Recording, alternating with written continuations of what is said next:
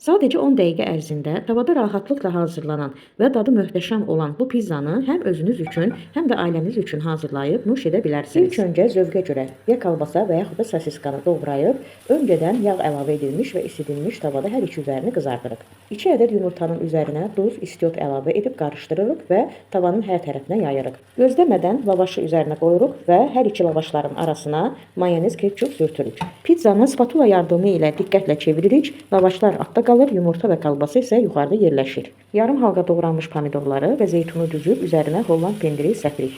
Qapağı örtüb pendirin əriməsini gözləyərkən bu müddət ərzində oğlum üçün şərbətli limonlu su hazırladım. Həm dadlı və həm də faydalı.